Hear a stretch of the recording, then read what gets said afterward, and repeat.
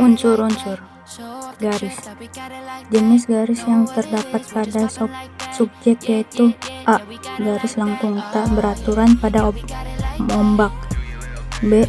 Garis lurus pada garis karang dan bongkahan kapal yang hancur serta kapal yang sedang berlayar. C. Garis lancip pada bagian ujung dan beberapa tepian karang serta pada bagian ujung kapal. D. Garis lengkungan beraturan pada bagian background berupa perbatasan antara awan hitam dengan awan biru cerah. B. Bentuk. Bentuk yang ditampilkan pada lukisan mengambil bentuk figuratif, yaitu dua kapal yang terombang-ambing di lautan yang sedang mengalami badai dan ada satu kapal yang diterjang ombak lalu menabrak karang. C. Tekstur. Tekstur pada lukisan adalah tekstur maya, yaitu tekstur lembut pada awan dan tekstur kasar yang terlihat pada kapal, ombak dan tebing. D. Gelap terang. Cahaya pada lukisan tersebut muncul atau berasal dari arah kiri bagian atas yang muncul dari balik awan gelap, dan cahaya tersebut mengenai ombak dan kapal yang hancur.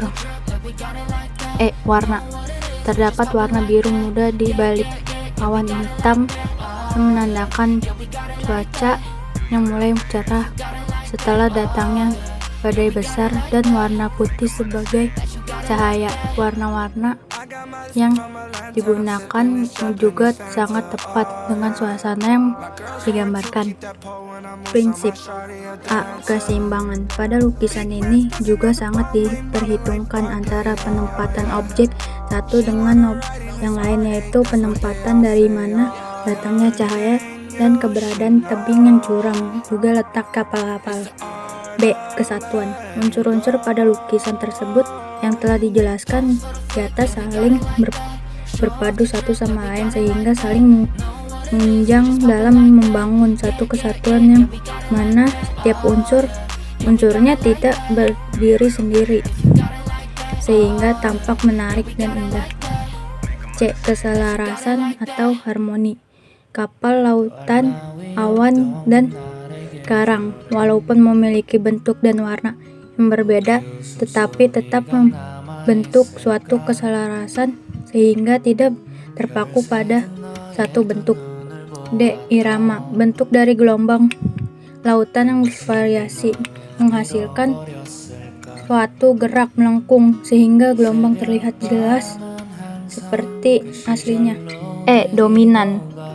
Dalam lukisan, perhatian dipusatkan pada dua kapal yang sedang terombang-ambing di laut saat terjadi badai. Proporsi kesesuaian ukuran kapal dan karang pada lukisan tersebut sudah bagus, yang mana ukuran karang memang lebih besar dari kapal seperti pada aslinya, sehingga bentuknya pas dan tidak janggal.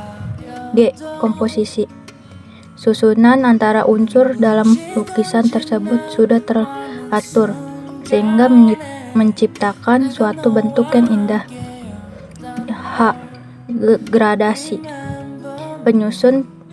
Penyusunan tingkat warna yang membentuk perpaduan berbagai warna secara berangsur-angsur seperti pada ombak, yaitu dari hitam, biru, kehitaman, biru tua, putih. Warna ombak menjadi menarik dan tidak monoton. Bahan: cat minyak pada kanvas. Teknik pelangkat.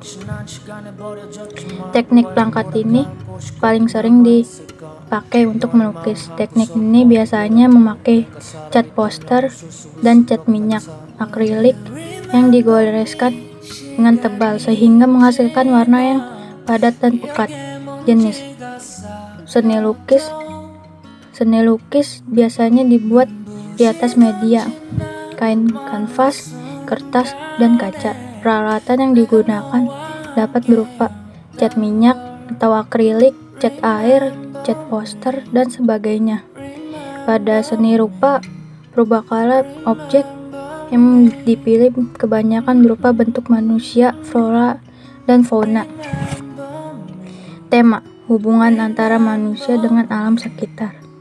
Alam sekitar yang sangat menarik bagi para pelukis untuk mengungkapkan cita rasanya, sering dijadikan objek untuk lukisannya, seperti pemandangan gunung, laut, sungai, sawah, hutan, perkampungan, perkotaan, binatang, dan masih banyak lagi alam yang dijadikan objek lukisan.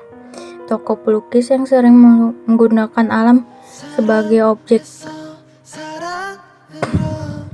seperti Basuki Abdullah, Raden Saleh, Bustama, dan Dullah Prigandi.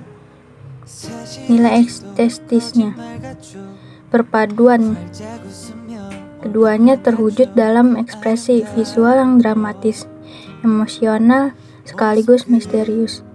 Dalam lukisan Kapal Dilanda Badai, dapat dilihat bagaimana Raden Saleh mengungkapkan perjuangan dramatis dua buah kapal dalam hempasan badai dahsyat di tengah lautan.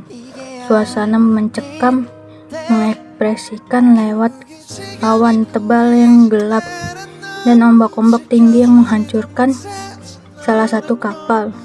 Dari sudut atas, secerah sinar matahari tampak memantul ke gulungan ombak, menambah kesan dramatis. Sekian, terima kasih.